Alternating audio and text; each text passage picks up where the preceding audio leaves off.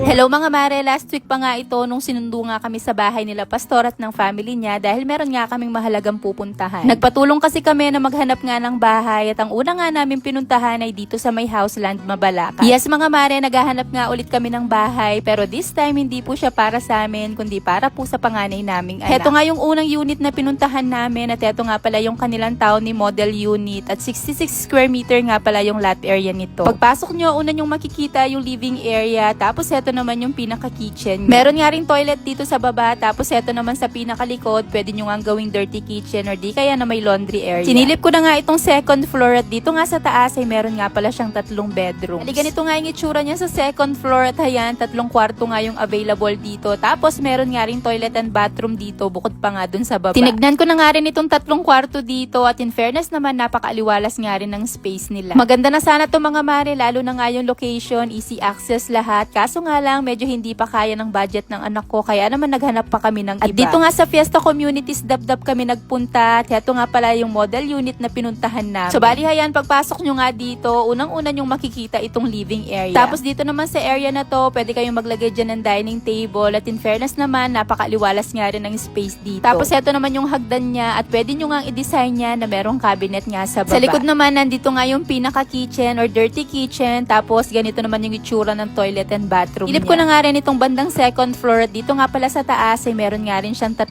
kwarto na available. Ali pagpanik nyo, ganito naman yung itsura niya sa pinakaitaas at ito nga pala yung 3 bedrooms na available dito. Bali ganito nga yung itsura ng bawat kwarto, maaliwalas nga rin yung space dito at heto nga pwede kayong maglagay dyan ng office area ninyo kung nag-work from home kayo. Para sa akin, perfect na to para sa mga nagsisimula pa nga lang dyan na magkaroon ng sariling bahay. Heto na rin kasi yung panimula kung nagbabalak na nga rin kayong bumukod. At dahil nagustuhan na nga rin ni Kuya ito, kaya naman hayan, for the go na nga siya para magkaroon ng sariling bahay. Kagaya ko, gustong-gusto nga rin niya magkaroon ng sariling bahay, kaya naman hindi na siya nagdalawang isip na kumuha na nga dito. Sobrang saya ko nga para kay Kuya dyan dahil finally magkakaroon na nga siya ng masasabi niyang sariling bahay talaga. O siya, paano? Hanggang dito na lang muna at hayan na muna for today mga mare.